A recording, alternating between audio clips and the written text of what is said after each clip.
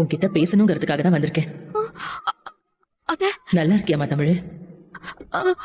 என் மருமக இப்ப டாக்டருக்கு படிக்கிறாங்கிறப்போ எனக்கு எம்புட்டு பெருமையா இருக்கு தெரியுமா? நான் உன்கிட்ட முக்கியமான ஒரு விஷயம் சொல்லணுங்கிறதுக்காக தான் வந்திருக்கேன். என்ன விஷயம் அத்தை? நான் ஏற்கனவே சேது கனவுல வந்து சொன்ன விஷயம் தான் இது.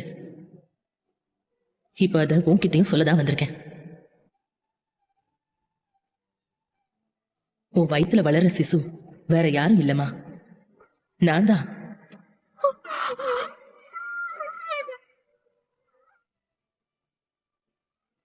நான் தான் என் மகன் கிட்ட மறுபடியும் வரணுங்கிறதுக்காக உன் வயித்துல சிசுவா வளர்ந்துகிட்டு இருக்கேன்.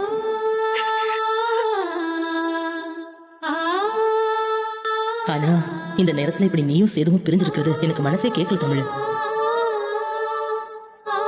நான் உன்கிட்ட ஒரு வேண்டுகோள் வைக்கிறேன்.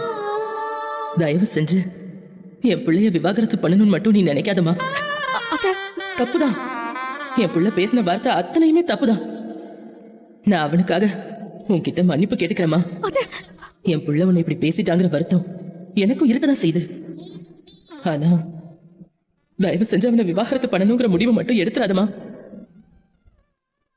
நீ இல்லனா அங்க என் பிள்ளைய பாத்துக்கிறதுக்கு யாருமே இல்லம்மா. இந்த விஷயத்துல நீ அவசரப்படாம பொறுமையா இருந்து 2 பேரும் சேர்ந்து ஒரு முடிவெடுங்க. உன்னை கெஞ்சி கேட்டுக்கிறேமா.